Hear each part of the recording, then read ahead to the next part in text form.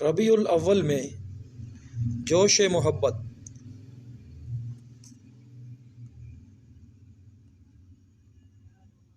فقیہ الاثر مفتی اعظم حضرت اقدس مفتی رشید احمد صاحب دامت برکاتہم کی کتاب ربیع الاول میں جوش محبت، اس موضوع پر جشن ربیع الاول محبت کے آئینہ میں فقیہ الاثر مفتی اعظم حضرت اقدس مفتی رشید احمد صاحب دامت برکاتہم رحمۃ اللہ علیہ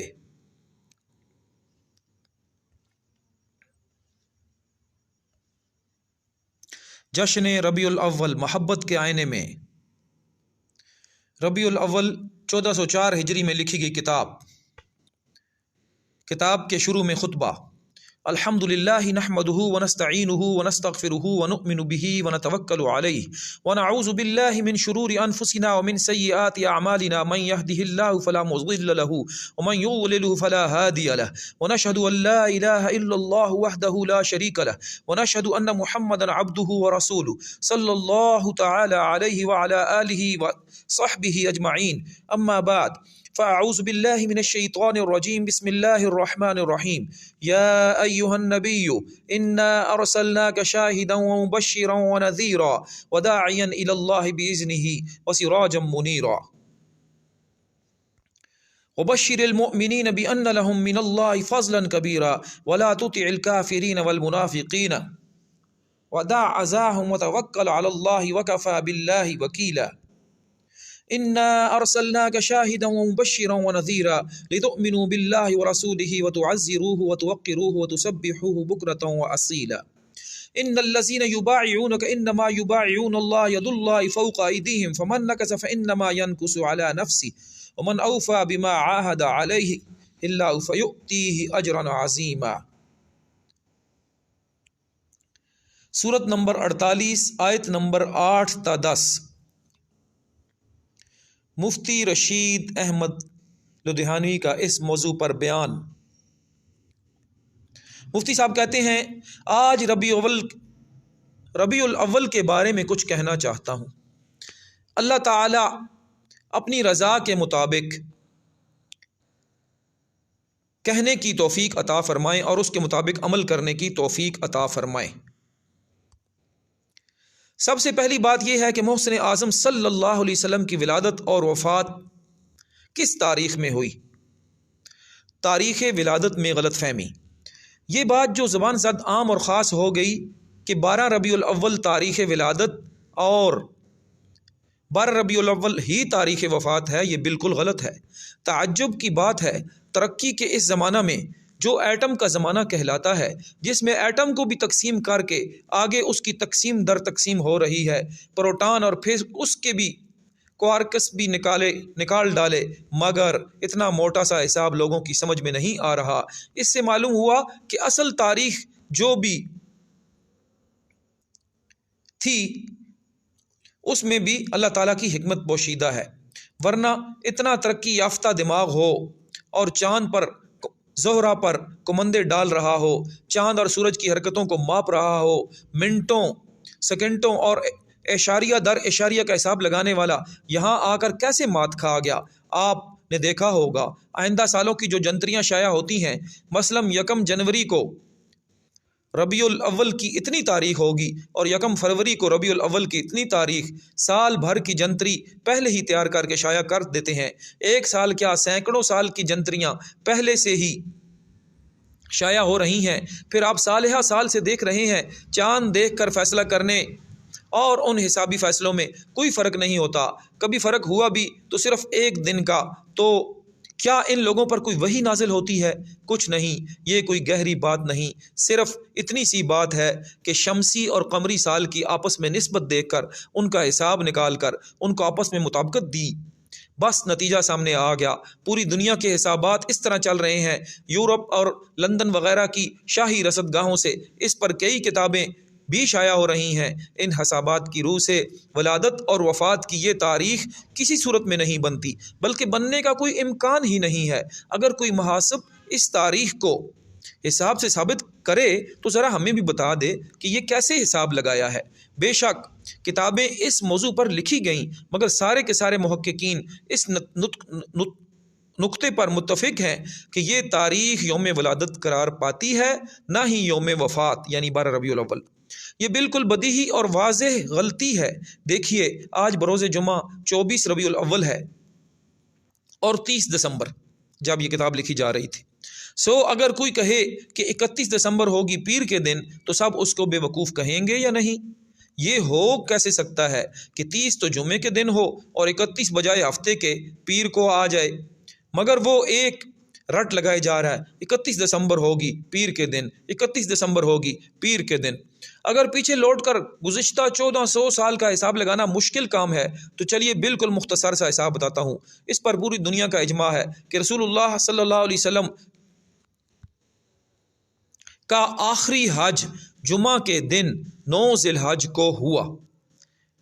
رسول اللہ صلی اللہ علیہ وسلم کا آخری حج 9 ذی الحج کو جمعہ کے دن ہوا۔ 9 ذی الحج کو یوم عرفہ ہوتا ہے تو جمعہ کے دن ہوا۔ اس سے 63 سال پہلے کا حساب کر لیا جائے تو پیر کے دن 12 ربیع الاول کسی صورت نہیں بنتی، بلکہ اس کے قریب قریب بھی نہیں بنتی۔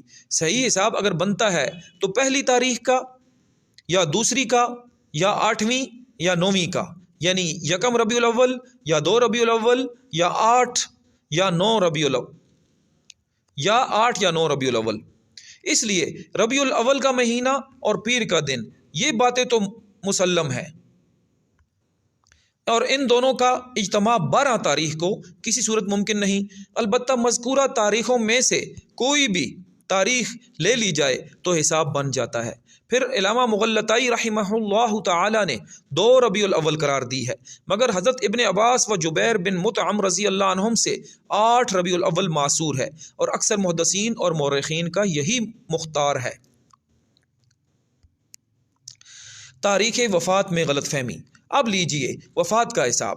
یہ تو اس سے بھی زیادہ آسان ہے۔ ولادت میں تو 63 سال پیچھے جانا پڑتا ہے اور اس میں صرف 3 مہینے کا حساب ہے اور بالکل بدیہی ہے، جسے عامی سا شخص بھی آسانی سے نکال لے گا۔ ذی الحج کی 9ویں تاریخ جمعے کے دن تھی۔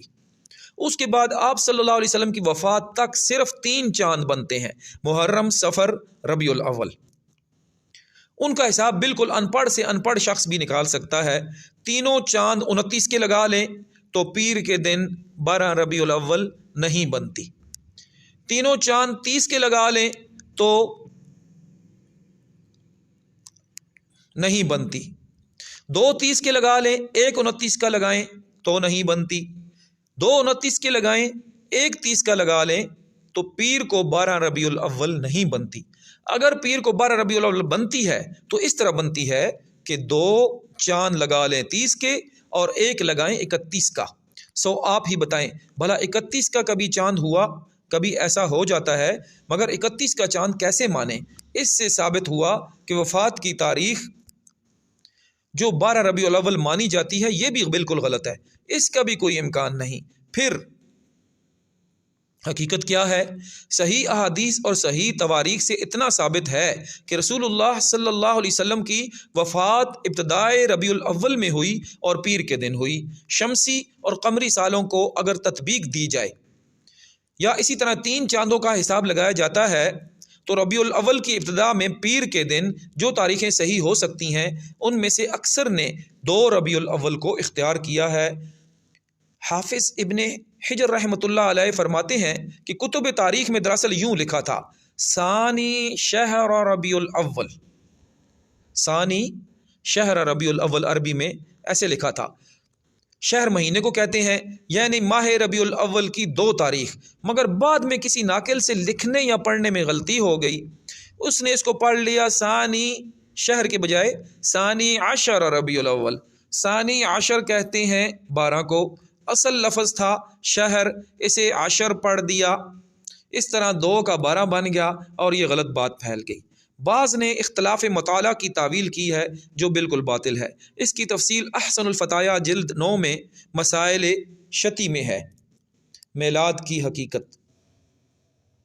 دوسری بات یہ ہے، صحابہ کرام رضی اللہ عنہم کے دور میں یہ میلاد النبی نہیں تھی، اور اس طریقے سے جلسے جلوس نہیں نکالے جاتے تھے، اصالِ ثواب کی نام سے دعوتیں نہیں اڑائی جاتی تھیں۔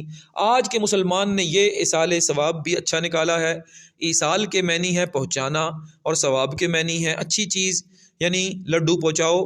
مسلمان کا اصالِ ثواب سارا کرا کہ یہ رہ گیا ہے، کرا کے یہ رہ گیا ہے، بس دیگیں چڑھاؤ، قورمے پیٹ میں اتارو، مرغیاں اڑاؤ، پھر ہضم کرنے کے لیے اوپر سے سوڈے کی بوتلیں چڑھاؤ۔ سبحان اللہ، کیا کہنا اس اصالِ ثواب کا۔ یا اللہ تو ہی اس قوم کو ہدایت دے۔ اللہ کے بندے کسی سے پوچھ لیا ہوتا کہ اصالِ ثواب کا صحیح طریقہ کیا ہے، مختصر یہ کہ اصالِ ثواب کا یہ طریقہ کہ خود ہی پکاؤ اور خود ہی کھاؤ، یہ اصالِ ثواب نہیں، شکم پرستی ہے۔ آج اس موضوع کو نہیں چھیڑتا ورنہ اصل موضوع رہ جائے گا۔ میرا واعظ بدعات مروجہ اور طریقہ تعزیت اور اصالِ ثواب پڑھ لیجئے۔ صحابہ کرام رضی اللہ عنہم کے دور میں اگر عید میلاد اسی طرح منائی جاتی تھی تو سوچئے پھر کیا اس کی تاریخ کے بھول جانے کا کوئی امکان تھا؟ ظاہر ہے کہ کوئی امکان نہ تھا۔ فرض کیجئے آج کوئی ولی اللہ صاحب کرامت بزرگ اپنی کرامت سے پیش گوئی کر دے، 5 سال بعد بلکہ 5 چھوڑ کر 50 یا 100 سال بعد لوگ تاریخ ولادت یعنی 12 ربیع الاول کو بھول جائیں گے، تو کیا اس کی یہ پیش گوئی کو صحیح سمجھا جائے گا؟ اس پر ہر شخص یہی کہے گا ناممکن ہے، تاریخ بھولنے کا کوئی سوال ہی پیدا نہیں ہوتا۔ آخر یہ کیسے ہو سکتا ہے جب کہ پوری دنیا یہ دن منا رہی ہے، ہر شہر ہر محلے میں گلی کوچوں میں اتنے ہنگامے، اتنے شور، ریڈیو اور ٹی وی پروگرام الگ، جن میں گانے والے مردوں سے زیادہ گانے والی عورتیں رات دن گا کر سنا رہی ہیں۔ آخر یہ ہو کیسے سکتا ہے کہ یہ تاریخ آئندہ بھلا دی جائے، دنیا سے اوجھل ہو جائے؟ کوئی عقل مند یہ بات باور کرنے کو تیار نہ ہوگا۔ سوچئے کہ صحابہ کرام رضی اللہ عنہم کے دور میں بھی صورتحال اگر یہی ہوتی، اسی کیفیت سے جلسے جلوس دعوتیں ہوتی، میلاد پڑھی جاتی، تو یہ تاریخ کوئی بھول کیسے سکتا تھا؟ اصل تاریخ میں تحریف کیسے ہوتی، اختلاف کیسے پڑتا؟ اتنی بات تو یقینی ہے کہ یہ تاریخ اصل تاریخ نہیں، اس میں تحریف ہو چکی ہے۔ لہذا ثابت ہو گیا کہ یہ سارے ہنگامے جو آج ہو رہے ہیں صحابہ کرام رضی اللہ تعالی عنہم کے دور میں نہ تھے، اس وقت ان کا کوئی عطا پتہ نہ تھا۔ یہ ساری خرافات بہت بعد کی پیداوار ہیں۔ اصل تاریخ کا بھول جانا اس کی واضح دلیل ہے، اس سے بڑھ کر کوئی دلیل نہیں ہو سکتی۔ یہ 2 باتیں ہو گئیں۔ ایک سوال، تیسری بات یہ ہے صحابہ کرام رضی اللہ تعالی عنہم یہ تاریخ کیوں بھول گئے؟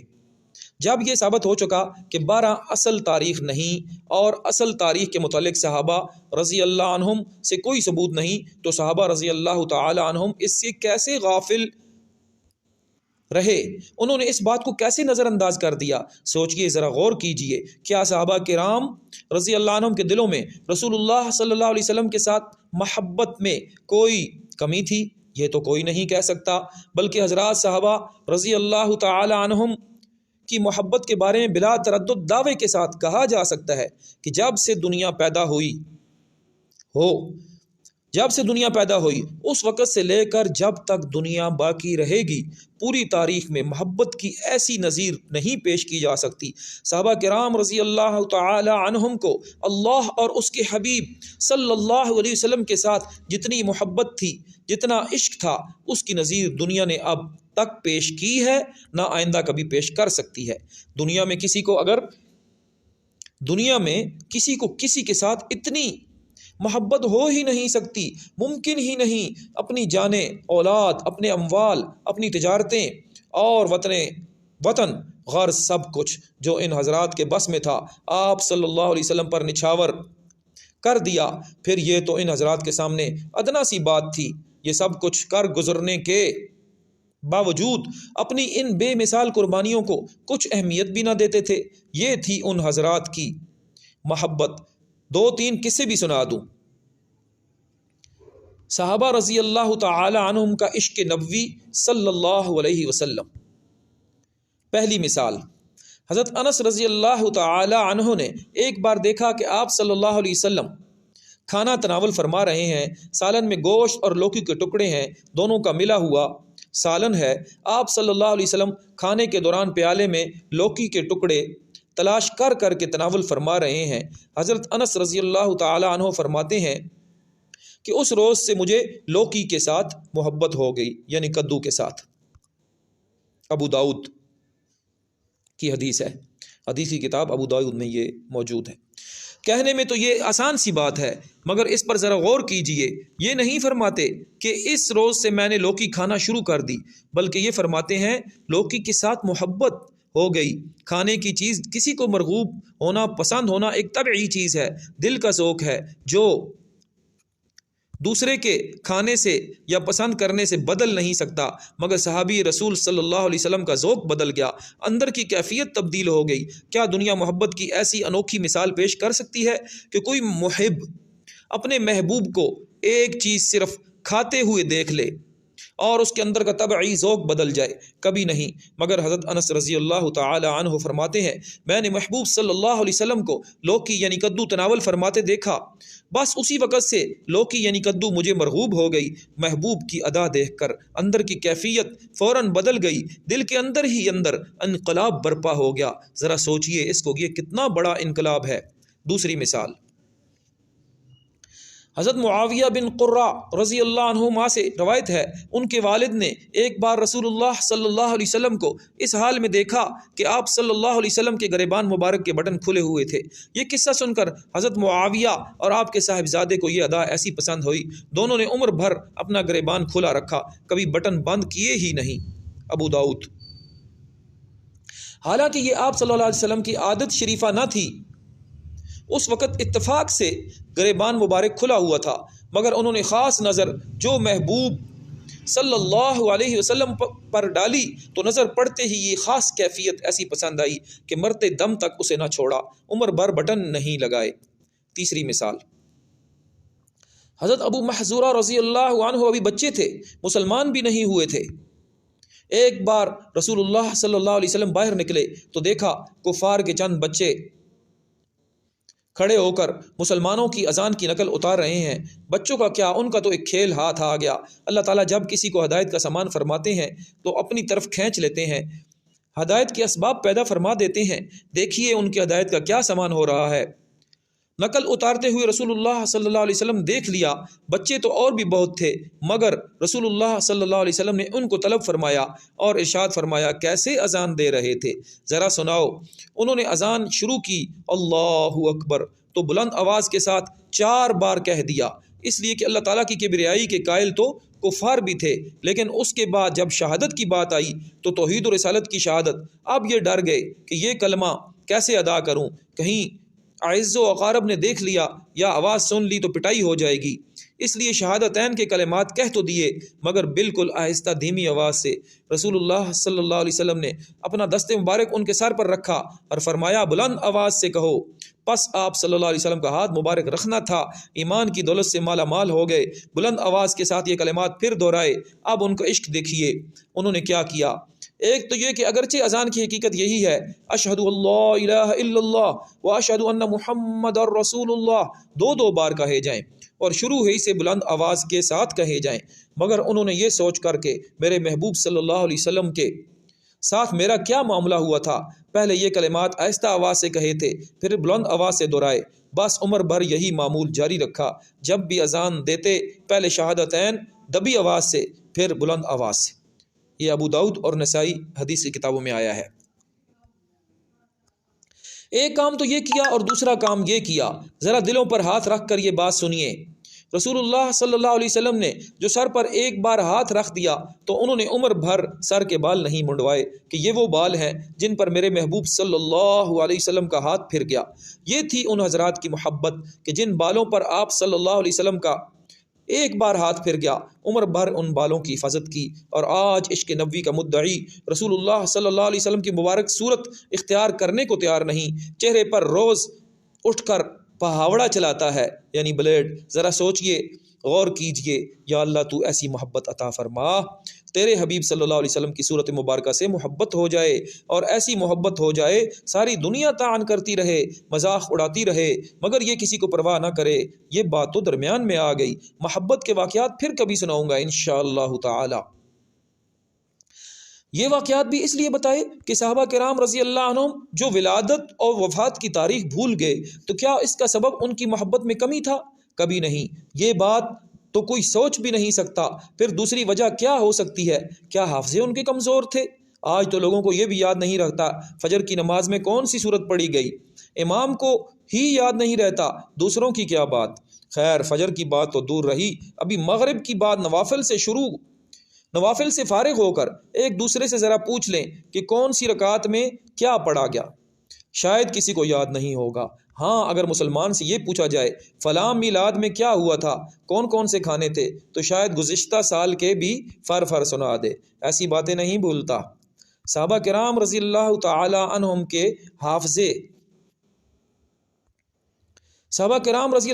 کے حافظے کمزور نہیں تھے، عشق و محبت کی مانت ان کے حافظے بھی، ان کی قوت یادداشت بھی ضرب المثل تھی۔ قوت حافظہ کی ایک مثال، حضرت وحشی رضی اللہ تعالیٰ عنہ کے پاس حضرت حمزہ رضی اللہ عنہ کے شہادت کا قصہ معلوم کرنے دو شخص آئے۔ ایک نے کہا انہوں نے بالکل بچپن میں مجھے دیکھا تھا، اب ذرا ان کے حافظے کا امتحان لیں، پہچان لیتے ہیں یا نہیں۔ اس نے اپنا چہرہ اور پورا جسم خوب اچھی طرح چھپا لیا، صرف آنکھیں اور پاؤں کھلے تھے۔ حضرت وحشی رضی اللہ عنہ سے پوچھا کیا آپ مجھے پہچانتے ہیں؟ انہوں نے پاؤں پر ایک نظر ڈالی اور فرمایا مجھے یوں معلوم ہوتا ہے کہ جب میں غلام تھا تو میرے آقا کے ہاں ایک بچہ پیدا ہوا تھا، میرے آقا نے حکم دیا تھا اس بچے کو اٹھا کر لے جاؤ اور فلاں دودھ پلانی والی انا کو دے آؤ۔ اس زمانے میں یہی رواج تھا، مائیں خود دودھ نہیں پلاتی تھیں۔ فرمایا آپ کے پاؤں اس بچے کے پاؤں سے ملتے جلتے ہیں، اور وہ واقعی وہی بچہ تھا۔ اندازہ لگائیے کیا حافظہ تھا۔ اس میں پہلی بات یہ ہے، جب بچہ دودھ پلانے کے لیے انا کے حوالے کیا جاتا ہے تو اس کی عمر ہی کیا ہوتی ہے، چند گھنٹے تک بغیر خوراک کے رکھا جائے تو زندہ ہی نہیں رہ سکتا۔ اس بچے کی عمر بھی چند گھنٹوں سے زائد نہیں ہوگی۔ دوسری بات یہ کہ ایسے وقت بچے کا چہرہ دیکھا جاتا ہے، پاؤں کو کوئی نہیں دیکھتا، اور چہرے کو بھی اس توجہ اور انعماق سے کون دیکھے گا کہ مدت کے بعد میرا امتحان لیا جائے گا۔ اس لیے اس صورت کو خوب غور سے دیکھ کر اس کو یاد رکھوں۔ ایسے وقت چہرہ ایک سرسری نظر سے دیکھا جاتا ہے، پاؤں تو اور زیادہ سرسری نظر سے دیکھے جائیں گے۔ مگر ان سب باتوں کے باوجود حضرت وحشی رضی اللہ عنہ اس نقاب پوش نوجوان کو پہچان لیتے ہیں کہ یہ وہی شیرخوار بچہ ہے جو میں نے اٹھایا تھا۔ حضرت ابو ہریرہ رضی اللہ عنہ فرماتے ہیں ایک بار رسول اللہ صلی اللہ علیہ وسلم نے مجھ سے فرمایا چادر بچھاؤ، میں نے چادر بچھا دی۔ آپ صلی اللہ علیہ وسلم نے کچھ پڑھ کر اس پر دم کیا، فرمایا اس کو سینے سے لگا لو۔ میں نے سینے سے لگا لی۔ اس وقت سے کوئی ایسی بات جو میں نے رسول اللہ صلی اللہ علیہ وسلم سے سنی نہیں بھولا۔ متفق علیہ، بخاری اور مسلم دونوں میں یہ حدیث آئی ہے۔ محدثین کرام رحمہ اللہ تعالی کا حیرت انگیز حافظہ۔ اب آگے حضرات محدثین رحمہ اللہ تعالی کے حافظوں کی ایک جھلک بھی دیکھ لیجئے۔ حضرات صحابہ کرام رضی اللہ تعالی عنہم کے بعد جنہوں نے دین کی حفاظت کی۔ پہلی مثال، امام بخاری رحمہ اللہ تعالی ایک جگہ تشریف لے گئے، ابھی بالکل نوعمر تھے لیکن شہرت ہو چکی تھی۔ وہاں کے محدثین کو خیال ہوا ان کا امتحان لیا جائے، چنانچہ 10 محدثین نے 10 حدیثیں اس طرح یاد کیں، ہر حدیث کی سند اور متن کو کسی دوسری حدیث کی سند اور متن کے ساتھ خلط ملط کر دیا۔ سند ایک کی، متن دوسری کا، اسی طرح کا ایک ٹکڑا ایک حدیث کا، دوسرا ٹکڑا دوسری حدیث کا، اس طرح سے حدیثوں میں قطع و برید کر کے ایک شخص نے 10 حدیثیں یاد کیں اور آ کر بیٹھ گئے امام صاحب رحمہ اللہ تعالی کا امتحان لینے۔ پہلی حدیث پڑھی تو آپ نے فرمایا لا ادری، مجھے معلوم نہیں۔ دوسری پڑھی تو بھی لا ادری، میں نہیں جانتا۔ تیسری، چوتھی، پانچویں، غرض آخر تک ہر حدیث کے جواب میں یہی فرماتے رہے کہ لا ادری، میں نہیں جانتا۔ حاضرین سب حیران کہ یہ کیا ماجرا ہے، ہر حدیث کے جواب میں لا ادری لا ادری۔ گو کہ نو عمر تھے مگر قوت حافظہ اور حدیث دانی کی دھاک تو دنیا پر بیٹھی تھی، اور اسی لیے تو اتنا بڑا اجتماع ہوا۔ لوگ تو اس جواب سے تشویش میں پڑ گئے، مگر وہ ممتحن حضرات سمجھ رہے تھے کہ کامل ہیں، ان کا یہ جواب کم علمی کی دلیل نہیں بلکہ کمال کی دلیل ہے۔ ہم تو خلط ملط کر کے پوچھ رہے ہیں یہ جو واقعی حدیث نہیں، لہٰذا ان غلط احادیث کے متعلق لا ادری کہنا بالکل بجا ہے۔ جب یہ 10 محدثین فارغ ہو گئے اور ان کی 100 احادیث پڑھی جا چکی تو آپ نے فرمایا سنو اب میں پڑھتا ہوں۔ 100 کی 100 احادیث صحیح سند صحیح متن کے ساتھ سنا دی۔ مورخین فرماتے ہیں 100 احادیث پڑھ دینا امام بخاری رحمہ اللہ تعالیٰ کا کوئی کمال نہیں۔ جس کو لاکھوں حدیثیں ازبر ہوں وہ 100 حدیثیں سنا دے تو کیا کمال ہے۔ کمال یہ ہے کہ جس ترتیب سے ان محدثین نے 100 حدیثیں پڑھی تھیں اسی ترتیب سے سنا دیں، اسی مجلس میں ایک بار سن کر 100 حدیثوں کی ترتیب یاد ہو گئی۔ چنانچہ اس ترتیب سے سنا دیں، پہلے محدث کی 10 حدیثیں پہلے سنا دیں، ترتیب وار دوسرے کی، اس کے بعد ترتیب وار تیسرے کی، اس کے بعد آخر تک۔ بتائیے ایسا غضب کا حافظہ کوئی عقل میں آنے والی بات ہے؟ آج دنیا اس کی نظیر پیش کر سکتی ہے؟ اللہ۔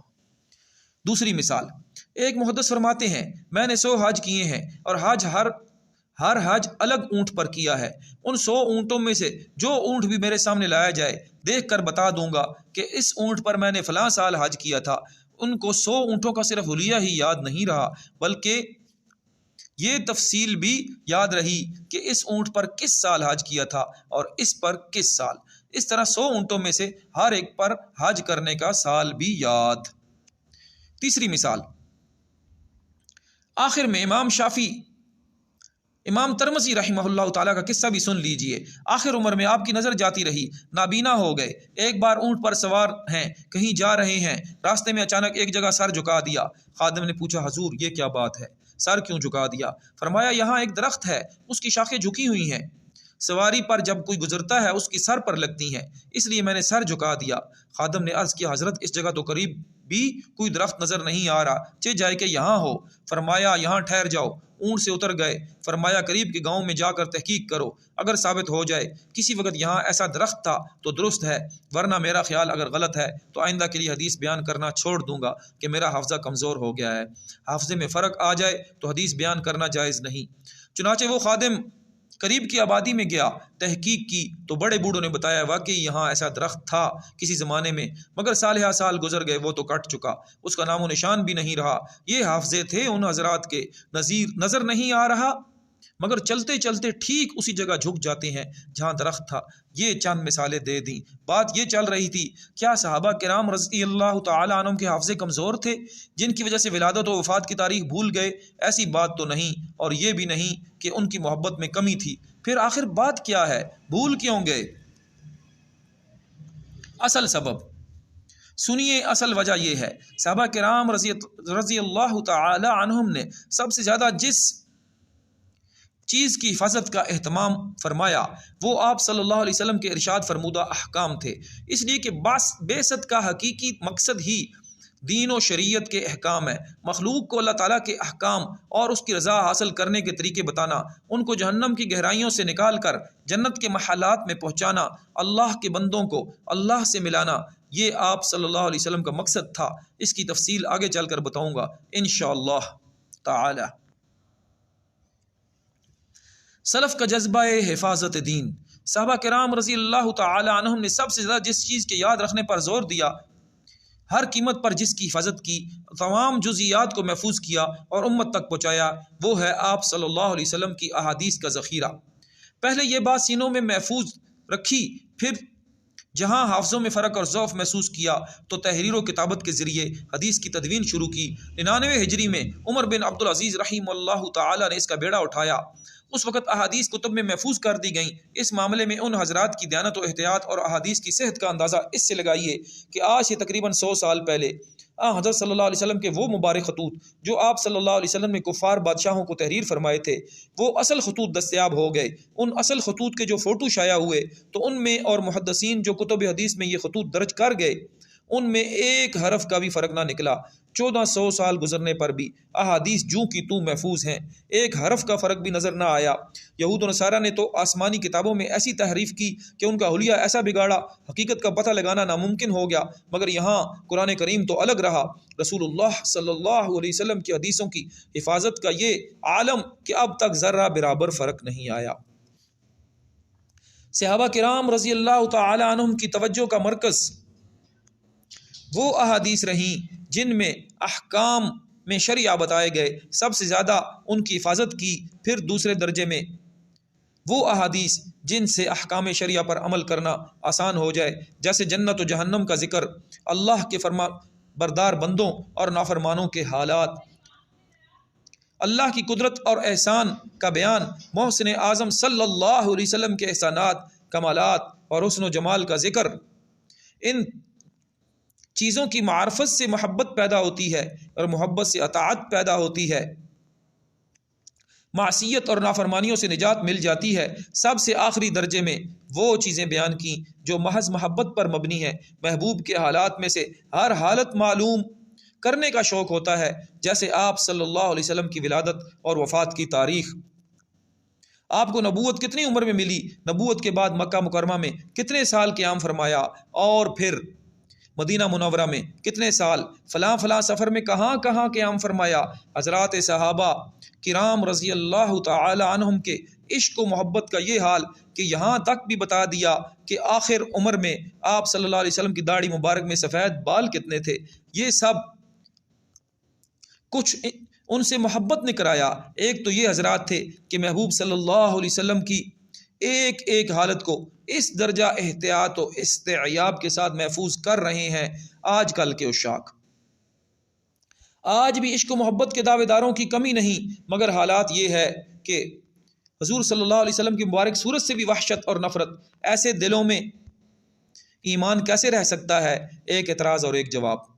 ہاں، آگے یہ سوال ہوتا ہے، اگر ولادت اور وفات کی تاریخ کے ساتھ کوئی شرعی حکم وابستہ نہیں تھا تو ان کی حفاظت کا خاص اہتمام کیا جاتا تو تقاضائے محبت سے ہی محفوظ کر لیتے کہ ہمارے محبوب صلی اللہ علیہ وسلم فلاں تاریخ میں پیدا ہوئے، دنیا میں تشریف لائے اور فلاں تاریخ کو رحلت فرمائی۔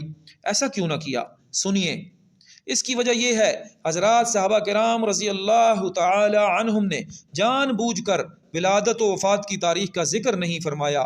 یہ بھی کچھ بعید نہیں، اللہ ہی نے بلوا دیا، اور اس میں بڑی حکمت پنہا ہے، وہ یہ کہ ولادت پر بدعات و خرافات کا سلسلہ شروع ہو جاتا اور وفات پر رونے دھونے کا سلسلہ۔ ظاہر ہے دونوں چیزیں شریعت کے خلاف ہیں، اس لیے اللہ تعالیٰ نے دونوں تاریخیں بلوا کر ان بدعات کی جڑ ہی کاٹ دی، اور یہ توجیہ کچھ مستبعد نہیں۔ اس کی ایک دوسری مثال ہمارے سامنے ہے کہ بیت رضوان، جس کے بارے میں اللہ تعالیٰ نے فرمایا، اعوذ باللہ من الشیطان الرجیم، لقد رضی اللہ عن المؤمنین اذ یبایعونک تحت الشجرۃ فعلم ما فی قلوبہم فانزل السکینۃ علیہم واصابہم فتحا قریبا۔ سورت نمبر 18 آیت نمبر 48۔ بالتحقیق اللہ تعالیٰ ان مسلمانوں سے خوش ہوا جب کہ یہ لوگ آپ سے درخت کے نیچے بیعت کر رہے تھے، ان کے دلوں میں جو کچھ تھا اللہ کو بھی وہ معلوم تھا۔ اس وقت اللہ تعالیٰ نے ان کے قلب میں اطمینان پیدا کر دیا اور ان کو ایک لگتے ہاتھ فتح بھی دے دی۔ ظاہر ہے یہ بیعت جس درخت کے نیچے ہوئی وہ بڑا مبارک درخت تھا، لیکن اللہ تعالیٰ نے دوسرے ہی سال یہ درخت صحابہ کرام رضی اللہ تعالیٰ عنہ کے ذہنوں سے نکلوا دیا، انہیں بھلوا دیا۔ صحابہ کرام رضی اللہ تعالیٰ عنہ فرماتے ہیں، دوسرے سال ہم نے اس کو بہت تلاش کیا مگر اس کو کوئی پتہ نہ چلا۔ اللہ تعالیٰ نے ذہنوں سے بالکل بھلوا دیا کہ آنے والے لوگ کہیں اس کی پوجا پاٹ نہ شروع کر دیں۔ صحابہ کرام رضی اللہ تعالیٰ عنہم کو تو ہزار کوشش کے باوجود نہ ملا، مگر لوگ کہاں چھوڑتے ہیں۔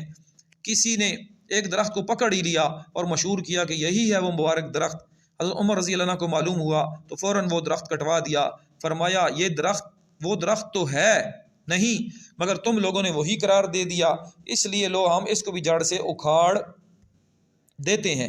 آج اگر حضرت عمر رضی اللہ عنہ ہوتے، ان جلسے جلوس سے کرنے والوں کو مار مار کر ایسا سیدھا کرتے، آئندہ یہ لوگ قیامت تک بھی پھر نام نہ لیتے، یا اللہ اب بھی کوئی عمر پیدا فرما۔ ایسے مواقع پر ہم نیت کا ثواب حاصل کرتے رہتے ہیں۔ اگر ہمیں مل گئی حکومت تو انشاءاللہ تعالی مار مار کر ان لوگوں کا دماغ درست کر دیں گے۔ مختصر یہ کہ اللہ تعالیٰ نے صحابہ کرام رضی اللہ تعالیٰ عنہم کے ذہنوں کو اس طرف متوجہ ہی نہ ہونے دیا کہ اس تاریخ کو یاد رکھیں، اور کسی کو اگر یاد تھی تو وہ بھی بلوا دی، اور اس میں حکمت و مصلحت ظاہر ہے۔ اگر صحیح تاریخ محفوظ ہوتی تو لوگ خرافات کرتے، بدعات کرتے، اسی مبارک تاریخ میں کرتے، مگر اس کے باوجود مسلمان کہاں باز آتا ہے، کہاں ہاتھ سے جانے دیتا ہے جلسوں و جلیسوں کو، رونق کو، حلوے اور قورمے کی لذت کو، اصالہ ثواب کے سنہری مواقع کو۔ اس نے سوچا اگر ولادت اور وفات کی تاریخ نہیں ملتی تو نہ ملے، کسی کو تو پکڑ ہی لو، آخر 12 کو پکڑ لیا اور ہنگامے شروع کر دیے۔ اللہ تعالیٰ کا کرم تو دیکھیے، اپنے حبیب صلی اللہ علیہ وسلم کی ولادت اور وفات کی صحیح تاریخیں ان خرافات سے بچا لیں۔ ولادت کی صحیح تاریخ تھی 8، مگر یہ میلاد منا رہے ہیں 12 کو۔ ان کو جتنا بھی کوئی سمجھائے کبھی باز نہیں آئیں گے، غلطی پر ہی اڑے رہیں گے۔ میں نے یہ صحیح تاریخ اس لیے بتا دی، مجھے یقین ہے انشاءاللہ تعالیٰ اس تاریخ میں کوئی ہنگامہ نہیں کرے گا۔ اگر یہ خطرہ ہوتا کہ اس میں بھی کوئی کرنے لگے گا تو میں نہ بتاتا۔ لوگوں نے ولادت کے اصل مقصد کو سمجھنے کے بجائے اس تاریخ میں ہنگامے شروع کر دیے۔ اللہ تعالیٰ نے اپنی رحمت سے حضرت اقدس دامت برکاتہم کی یہ دعا بہت جلد قبول فرمائی اور بے دینوں کی سرکوبی کے لیے افغانستان میں امیر المومنین ملا عمر پیدا فرما دیے، جیسے حضرت نے دعا کی تھی کہ یا اللہ ایک اور عمر پیدا فرمائیے۔ رسالت کا حقیقی مقصد میں نے بیان کے شروع میں قرآن کریم کی جو آیات پڑھی ہیں ان میں پہلی 4 آیات سورہ احزاب کی ہیں، اس کے بعد 3 آیات سورہ فتح کی ہیں۔ ان میں اللہ تعالیٰ نے رسول اللہ صلی اللہ علیہ وسلم کی بعثت کا مقصد بیان فرمایا ہے، اس لیے بقدر ضرورت مختصراً ان کی کچھ تشریح کرتا ہوں۔ یا ایہا النبی، نبی کے معنی ہیں اللہ تعالیٰ کے احکام بتانے والا۔ اس میں تنبیہ فرما دی آپ صلی اللہ علیہ وسلم کا ہر حکم اللہ تعالیٰ کا حکم ہے، اس لیے آپ صلی اللہ علیہ وسلم کے ہر حکم کی اطاعت فرض ہے۔ انا ارسلناک، بلا شبہ آپ کو ہم نے بھیجا ہے، یعنی یہ بات محقق، یقینی اور پکی ہے، رسول اللہ صلی اللہ علیہ وسلم اللہ تعالیٰ کے بھیجے ہوئے ہیں، اس لیے آپ صلی اللہ علیہ وسلم کا ہر ارشاد واجب التعمیل ہے، کسی بات میں بھی آپ کی نافرمانی جائز نہیں۔ شاہدن، ہم نے آپ کو عام انسانوں کی صورت میں اس طرح بھیجا ہے کہ آپ کے سب حالات ان کی آنکھوں کے سامنے ہیں، مگر اگر اللہ تعالیٰ کوئی لکھی لکھائی کتاب نازل فرما دیتے، جیسا کہ مشرکین اس کا مطالبہ بھی کر رہے تھے، تو لوگ اس کتاب کے سمجھنے میں اختلاف کرتے، اس لیے رسول پر کتاب نازل فرمائی تاکہ وہ اس کی تشریح کرے، امت کو سمجھائے۔ چنانچہ ارشاد ہے وَيُعَلِّمُهُمُ الْكِتَابَ وَالْحِكْمَةَ، اور ان کو کتاب کی اور خوش فہمی کی تعلیم دیا کریں۔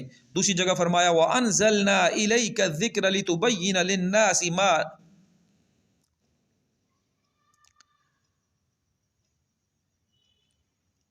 أَنزَلَ إِلَيْهِمْ وَلَعَلَّهُمْ يَتَفَكَّرُونَ،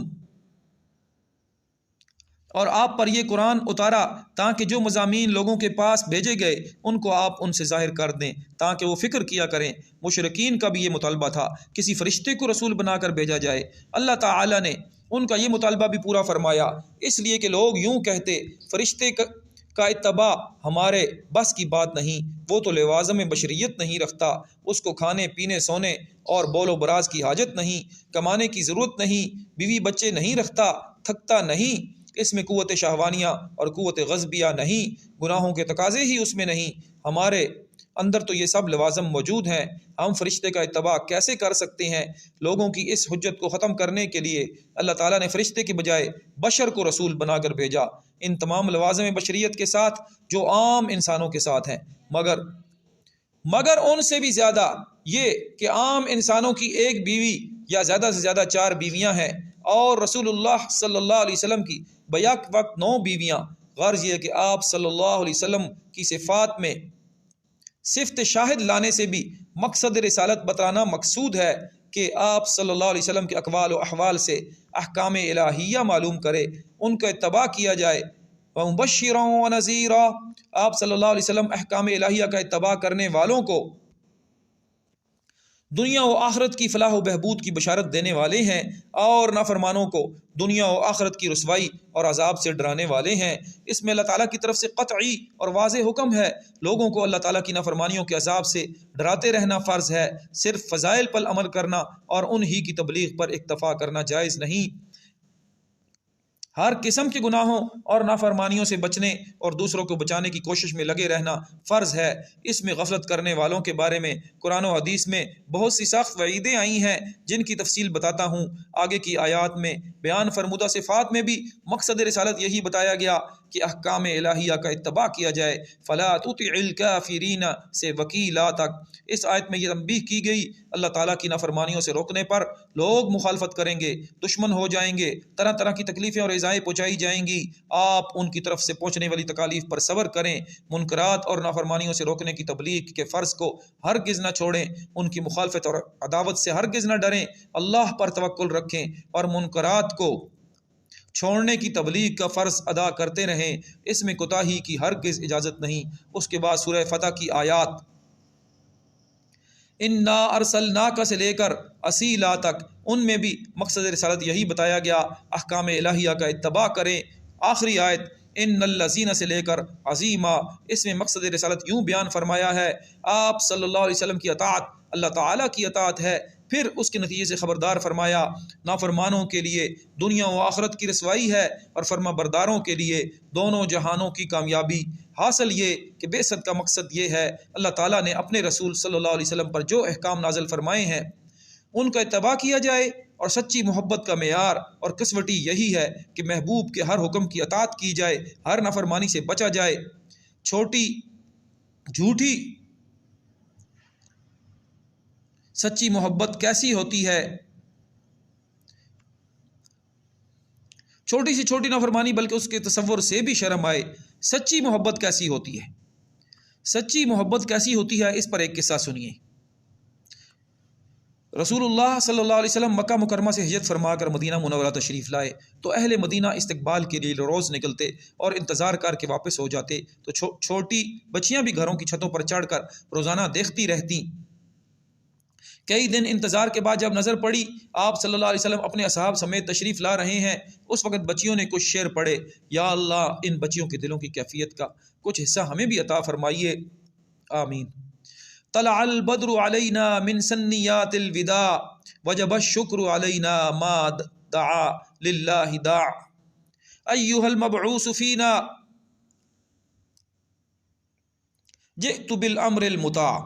یہ معصوم بچیاں بھی سمجھتی تھیں ولادت کا مقصد کیا ہے۔ کہتی ہیں، اے سنیات الوداع کی طرف سے ابھرنے والے 14ویں کے چاند، اس پہاڑ کا نام سنیات الوداع تھا، اس لیے لوگوں کو یہیں سے وداع کیا جاتا تھا۔ وجب شکر، قیامت تک ہماری گردنیں شکر سے جھکی ہوئی ہیں، مگر شکر کیسے ادا کریں گے؟ شکر کھا کر نہیں، آج کل مٹھائیاں کھا کر شکر ادا کرتے ہیں، یہ شکر نہیں۔ شکر کیسے ادا کیا جاتا ہے؟ ایھا المبعوث، اے وہ ذات جو ہماری ہدایت کے لیے ہم میں مبعوث کی گئی ہے، تیرے امر کی اطاعت کی جائے گی۔ ہم وعدہ کرتے ہیں آپ کا جو حکم ہوگا ہم اسے بجا لائیں گے، دل و جان سے اطاعت کریں گے۔ یہ ان بچیوں کے جذبات تھے، وہ خوب سمجھتی تھیں رسالت کا مقصد رسول کی اطاعت ہے۔ یا اللہ ان بچیوں کے دل میں جو محبت تھی، جو جوش اطاعت تھا، ہمیں بھی وہ محبت عطا فرما، جوش اطاعت عطا فرما۔ محبت پر ایک دعا یاد آئی جو پہلے بھی ہمیشہ بتاتا رہتا ہوں، مگر ابھی اللہ تعالیٰ نے اس کا ایک عجیب مطلب دل میں ڈال دیا ہے۔ اللہم ارزقنا حبک وحب من یحبک وحب عمل یقرب الی حبک۔ ترمذی اور مستدرک میں یہ دعا ہے، یا اللہ ہم سب کو اپنی محبت عطا فرما، اپنے محبت والوں کی محبت عطا فرما، اور ایسے اعمال کی محبت عطا فرما جو تیرے محبت سے قریب کر دیں۔ دوسرے جملے کے ظاہری معنی تو یہ ہیں، اہل محبت کے ساتھ محبت عطا فرما، مگر میرے دل میں اللہ تعالیٰ نے یہ مطلب ڈالا، یا اللہ اہل محبت کے دلوں میں جو تو نے محبت بھر دی ہے، اپنی وہ محبت ہمیں بھی عطا فرما۔ عربی الفاظ میں اس معنی کی بھی گنجائش ہے۔ اب تک 3 چیزوں کا بیان ہوا۔ 12 ربیع الاول کی تاریخ نہ تاریخ ولادت ہے، نہ تاریخ وفات۔ صحابہ کرام رضی اللہ تعالی عنہم کے دور میں ہنگامے نہیں تھے، اگر ہوتے تو صحیح تاریخ کا بھولنا ممکن نہ ہوتا۔ صحابہ کرام رضی اللہ تعالی عنہم نے صحیح تاریخ اس خطرے کے پیش نظر محفوظ نہ فرمائی کہ لوگ اس میں بدعات و خرافات کے ہنگامے کریں گے۔ اس بدعت کی ابتدا رسول اللہ صلی اللہ علیہ وسلم، حضرات صحابہ کرام رضی اللہ تعالی عنہم، تابعین، تبع تابعین اور ائمہ دین رحمہ اللہ تعالی، بلکہ ان کے بعد بھی 600 سال تک دنیا میں کہیں بھی اس بدعت کا نام و نشان نہیں تھا۔ 7ویں صدی 604 ہجری میں ایک بہت بڑا بے دین اور عیاش بادشاہ مظفر الدین کوکری بن اربل گزرا ہے۔ اس نے اپنی عیاشیوں اور بدمستیوں کو تا دیر قائم رکھنے کے لیے اپنی حکومت کو طول دینا ضروری سمجھا تو رعایا کو اپنی طرف مائل کرنے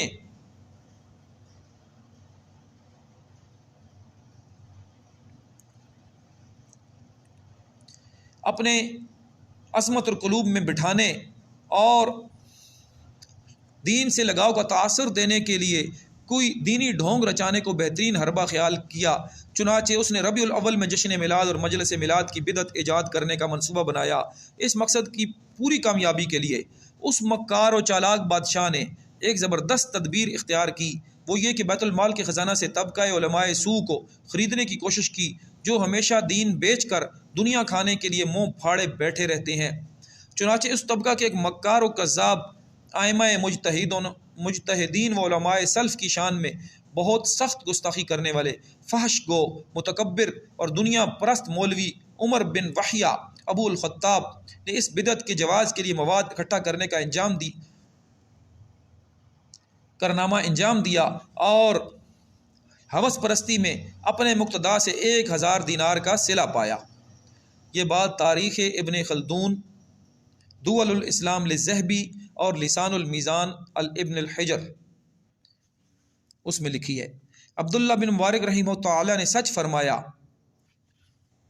ہوس پرست بادشاہوں، دنیا پرست مولویوں اور جاہل صوفیوں نے مل کر دین کو تباہ کیا۔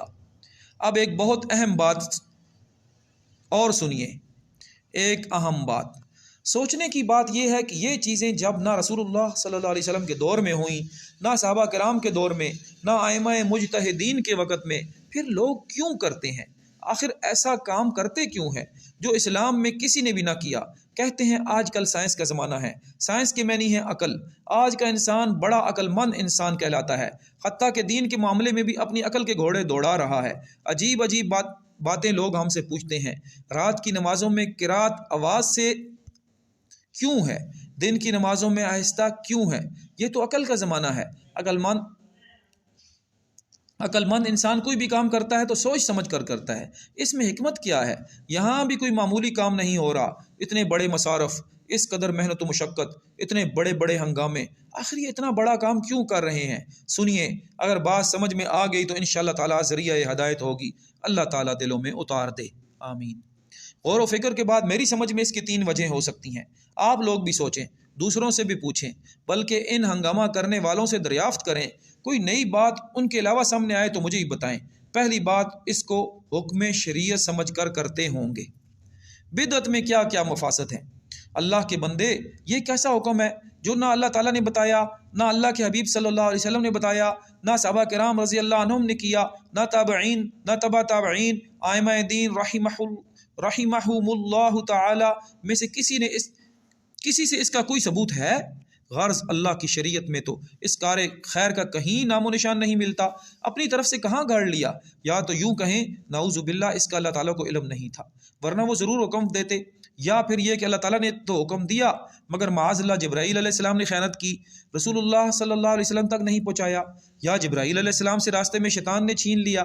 جبرائیل علیہ السلام کے بارے میں اللہ تعالیٰ فرماتے ہیں ذی قوت عند ذی العرش مکین مطاع ثم امین، جبرائیل علیہ السلام بہت بڑی قوت والے ہیں اور امین بھی ہیں، نہ شیطان کی ڈکیتی کا احتمال ہو سکتا ہے، نہ ہی خیانت کا۔ اور قرآن کریم کے بارے میں فرماتے ہیں اس میں کوئی رد و بدل اور قطع و برید ممکن نہیں۔ وَإِنَّهُ لَكِتَابٌ عَزِيزٌ، اور یہ بڑی باوقت کتاب ہے، اس میں غیر واقعی بات نہ اس کے آگے کی طرف سے آ سکتی ہے نہ اس کے پیچھے کی طرف سے، یہ خدائے حکیم محمود کی طرف سے نازل کیا گیا ہے۔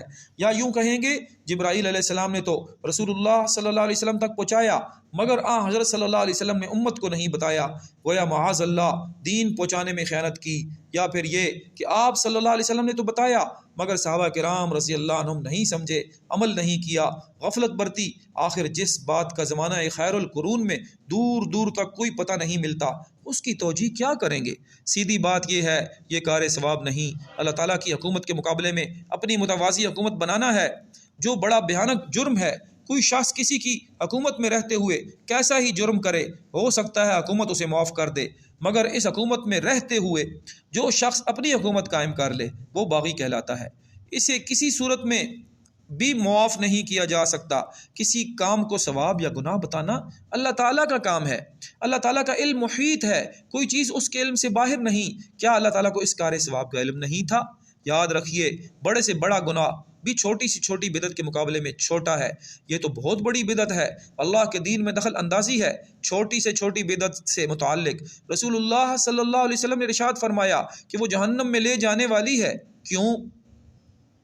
وجہ یہ ہے، کوئی شخص بدکاری کرتا ہے، چوری کرتا ہے، زنا کرتا ہے، یا ان سے بڑھ کر قتل کا مرتکب ہوتا ہے، یہ نافرمان تو ضرور ہے، مجرم ضرور ہے، مگر یہ نہیں کہا جائے گا کہ اللہ تعالیٰ کی حکومت کے مقابلے میں اس نے متوازی حکومت قائم کر رہا ہے، نافرمان ہے، گناہ گار ہے، اللہ تعالیٰ چاہے تو معاف فرما دیں۔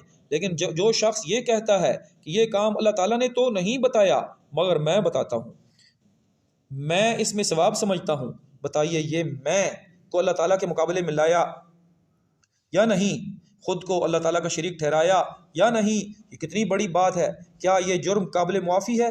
آخرت میں ایسے لوگوں کے ساتھ کیا معاملہ ہوگا؟ یہ معاملہ ہوگا کہ حضرت صلی اللہ علیہ وسلم حوض کوثر پر پانی پلا رہے ہوں گے، اسی دوران آپ صلی اللہ علیہ وسلم دیکھیں گے بدعتیوں کی ایک جماعت کو فرشتے مار مار کر جہنم کی طرف لے جا رہے ہیں۔ یہ لوگ حوض کوثر کی طرف آنا چاہیں گے مگر فرشتے مار مار کر ٹائیں گے۔ حضرت صلی اللہ علیہ وسلم ان کے چہروں سے یہ سمجھیں گے یہ مسلمان ہیں، فرشتوں سے فرمائیں گے ان کو کیوں نہیں آنے دیتے؟ فرشتے جواب دیں گے یا رسول اللہ، آپ صلی اللہ علیہ وسلم کو علم نہیں کہ آپ صلی اللہ علیہ وسلم کے بعد امت میں ایک ایسی جماعت پیدا ہوئی تھی جن کی صورتیں مسلمانوں کی سی تھی مگر سیرت مسلمانوں سے الگ، انہوں نے نئی نئی بدعات اپنی طرف سے گھڑی، نئی نئی باتیں اللہ کے دین میں داخل کی، ایسی ایسی باتیں جن کا نہ تو اللہ تعالیٰ نے حکم دیا نہ آپ صلی اللہ علیہ وسلم کو معلوم نہیں۔ آپ صلی اللہ علیہ وسلم کے بعد انہوں نے کیا کیا بدعات ایجاد کی، کیسے انہوں نے اللہ تعالیٰ کے مقابلے میں اپنی متوازی حکومت کی۔ یہ باغی ہیں، ان کے بارے میں آپ صلی اللہ علیہ وسلم کی سفارش بھی قبول نہیں ہوگی۔ آپ صلی اللہ علیہ وسلم فرمائیں گے سحقن سحقن، ان کو دور ہٹاؤ دور ہٹاؤ، یہ بدعتی کا انجام ہوگا۔ بدعت میں ایک بڑی خرابی یہ بھی ہے، بدعتی کو مرتے دم تک اتنے بڑے جرم سے توبہ کی توفیق نہیں ہوتی، جس جرم کو وہ کار ثواب سمجھتا ہے اس سے توبہ کیسے کرے گا؟ لمحہ فکریہ۔ یہاں ذرا ایک بات سمجھ لیں، یہ جو حدیث میں آیا ہے حضرت صلی اللہ علیہ وسلم ان لوگوں کی صورت کو دیکھ کر باور فرمائیں گے کہ یہ میری امت کے لوگ ہیں، جن لوگوں کی صورت ہی مسلمان کی نہیں، وہاں ان کا کیا ہوگا؟ ان کے بارے میں تو یوں معلوم ہوتا ہے آپ صلی اللہ علیہ وسلم کسی بھی طرح ان کا اسلام قبول نہ فرمائیں گے۔ یہ کیسے مسلمان ہیں جن کی صورت بھی ہم سے مختلف ہے؟ یہ میلادی لوگ صورت تو مسلمان کی سی رکھتے ہیں مگر اندر سے کچھ اور ہیں، مگر جن کی صورت ہی مسلمان کی نہیں، ان کو آپ صلی اللہ علیہ وسلم حوض کوثر سے کیسے پلائیں گے؟ سیرت کی پہچان تو صورت سے ہوتی ہے۔ کسی کو بھیجا قربانی کا بکرا خریدنے، وہ کتا پکڑ کے لے آیا، پوچھا جاتا ہے ارے تمہیں تو بکرا خریدنے بھیجا تھا، یہ کیا پکڑ لائے؟ وہ جواب دیتا ہے دیکھو اس کے دو دانت یہی کہا جائے گا، احمق اس کے تو بکرے کی صورت ہی نہیں ہے، دانتوں کو دیکھ کر کیا کریں، وہ 2 ہوں یا 8، پہلی چیز تو صورت ہے مگر وہ ایک ہی رٹ لگایا جاتا ہے، 2 دانت دکھانے سے وہ کتا بکرا تھوڑا ہی بن جائے گا۔ مسلمان کی پہچان اسلامی صورت سے ہوتی ہے، پہلے اس کی صورت کو دیکھا جائے گا، اگر صورت مسلمانوں کی سی ہے تو دیکھیں گے اندر سے بھی مسلمان ہے یا نہیں، جس کی صورت ہی مسلمان کی سی نہیں وہ تو وہیں چھوٹ گیا۔ یا اللہ تو ہدایت عطا فرما، مسلمان کی صورت اختیار کرنے کی توفیق عطا فرما، آمین۔ جب صورت بن جائے تو اس صورت میں حقیقت بھی پیدا فرما دے۔ تیرے محبوب کی یا رب شباہت لے کے آیا ہوں، حقیقت اس کو تو کر دے میں صورت لے کے آیا ہوں۔ ایک بات یہ ہو گئی کہ وہ ان خرافات کو ثواب سمجھ کر کرتے ہیں، یہ بتا دیا کہ ثواب نہیں بلکہ یہ در حقیقت اللہ تعالیٰ کا مقابلہ ہے۔ دوسری وجہ یہ بتا سکتے ہیں کہ ہمیں حضرت صلی اللہ علیہ وسلم سے محبت ہے، اور محبت یہ کام کرا رہی ہے، ہمارے دلوں میں محبت ہے اس لیے ہم ایسا کرتے ہیں، اور جو نہیں کرتے ان کے دل محبت سے خالی ہیں۔ اس بارے میں بھی یہ بات سوچنے کی ہے، کیا صحابہ کرام رضی اللہ تعالیٰ عنہم کے دلوں میں رسول اللہ صلی اللہ علیہ وسلم کی محبت نہیں تھی؟ کیا تمہاری محبت صحابہ کرام رضی اللہ تعالیٰ عنہم کی محبت سے بڑھ کر ہے؟ کیا تم ان سے بڑے عاشق ہو؟ ان کی محبت پر تو اللہ تعالیٰ شہادت دے رہے ہیں کہ یہ ہمارے وہ بندے ہیں جنہوں نے ہماری محبت میں، ہمارے محبوب صلی اللہ علیہ وسلم کی محبت میں کمال حاصل ہے۔ ان کی محبت آپ لوگوں کی محبت کی بنسبت بدر جہاں بڑھ کر تھی۔ پھر کیا وجہ ہے تم سے محبت یہ کام کرا رہی ہے کہ جلسے کرو، جلوس کرو، نعرے لگاؤ، مٹھائیاں کھاؤ کھلاؤ؟ ان کی محبت نے تو یہ کام کیوں نہ کرائے؟ اگر واقعی یہ کہا جائے محبت ہی تم سے یہ کرا رہی ہے تو سچا محب ہمیشہ اپنے محبوب کا فرما بردار ہوا کرتا ہے، سراپا اطاعت ہوا کرتا ہے، اس کی نافرمانی کے قریب بھی نہیں پھٹک سکتا۔ امتحان محبت میں کامیابی اور ناکامی کا معیار۔ امتحان محبت میں کامیابی اور ناکامی کا معیار یہی ہے، دعوائے محبت اور محبت کے طریقے محبوب کی رضا کے مطابق ہیں یا خلاف۔ رسول اللہ صلی اللہ علیہ وسلم نے اظہار محبت کے جو طریقے ارشاد فرمائے، اگر مسلمان اپنی محبت کو ان کے تابع رکھتا ہے تو محبت کے دعوے میں بالکل سچا ہے، اور اگر اظہار محبت کے لیے ایسے انوکھے طریقے ایجاد کرتا ہے جو نہ رسول اللہ صلی اللہ علیہ وسلم نے بیان فرمائے، نہ صحابہ کرام رضی اللہ تعالیٰ عنہم نے اختیار فرمائے، نہ ائمہ دین رحمہم اللہ تعالیٰ نے اختیار فرمائے، تو یہ محب صادق نہیں، اپنے محبوب کا نافرمان ہے، محب کاذب ہے۔ ان لوگوں کے اظہار محبت کے تمام طریقے بھی اپنے ایجاد کردہ ہیں۔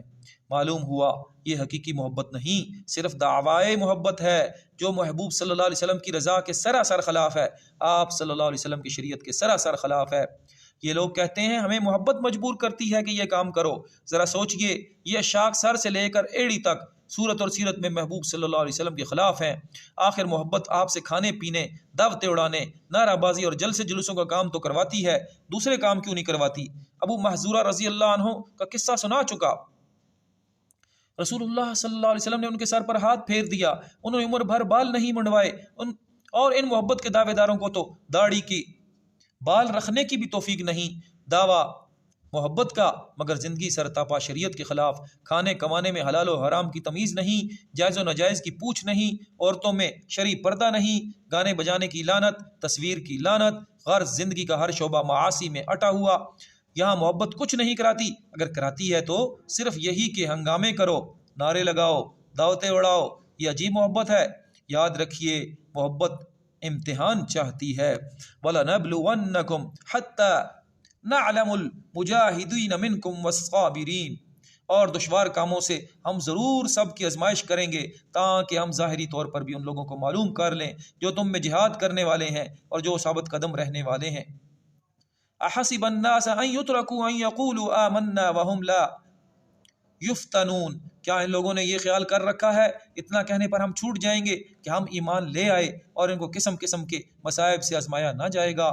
اللہ تعالیٰ کھول کر سنا رہے ہیں۔ احسب الناس، ارے لوگوں نے کیا سمجھ لیا صرف اتنا کہہ دینے سے کہ ہم ایمان لائے اور امتحان دیے بغیر یہ دعویٰ قبول کر لیا جائے گا؟ ہرگز نہیں۔ اللہ کے لیے ذرا اس آیت کو سامنے رکھ کر اپنے حالات کا جائزہ لیں۔ یہ سورہ عنکبوت کی پہلی آیت ہے، قرآن پاک کھول کر پہلے دیکھ لیجئے، اطمینان کر لیجئے، پھر اپنا محاسبہ کیجئے۔ احسب الناس، اللہ تعالیٰ کی طرف سے کیا زبردست اعلان ہے۔ لوگوں نے کیا خیال کیا کہ صرف آمنا کہہ دینے سے، امتحان دیے بغیر ہم کامیاب ہو جائیں گے، یہ دعویٰ بغیر دلیل قبول ہو جائے گا؟ ہرگز نہیں۔ یہ خیال ذہن سے نکال دیں۔ اللہ تعالیٰ پہلے تمہارا امتحان لیں گے، کسوٹی پر پرکھیں گے، خوب رگڑ رگڑ کر پرکھیں گے۔ اس امتحان میں جو کامیاب نکلا اس کا ایمان قبول ہے، ورنہ ہرگز قبول نہیں۔ یہ کھوکھلا دعویٰ منہ پر مار دیا جائے گا۔ ارے یار، بار بار سوچئے، احسب الناس، احسیبہ یہ کون کہہ رہا ہے؟ ایمان و محبت کے دعوے تو سب میں ہیں، مگر یہ ایمان زندگی میں نظر کہاں آ رہا ہے؟ شرعی پردے کا نام نہیں، گانے بجانے کی لعنت گلی گلی میں برس رہی ہے، تصویروں کی لعنت قدم قدم پر موجود، نہ صورت مسلمان کی، نہ سیرت مسلمان کی، نہ اندر سے نہ باہر۔ آخر یہ کیا اسلام ہے؟ آخر یہ اسلام ہے کہاں؟ یہ تو وہی قصہ ہو گیا، ایک شخص تصویر گودنے والے کے پاس گیا، کہا میرے بازو پر شیر کی تصویر گود دیجئے۔ ایسا لوگ شاید اس لیے کرتے ہیں تصویر بنانے سے ہم بھی شیر بن جائیں گے۔ اس نے تصویر گودنا شروع کی، پہلے سوئی چبھی تو ذرا سا درد ہوا، یہ چلا اٹھا، ٹھہر جاؤ کیا بنا رہے ہو؟ اس نے کہا یہ پاؤں بنا رہا ہوں۔ ارے شیر لنگڑا بھی تو ہوا کرتا ہے، پاؤں کے بغیر شیر بنا دو۔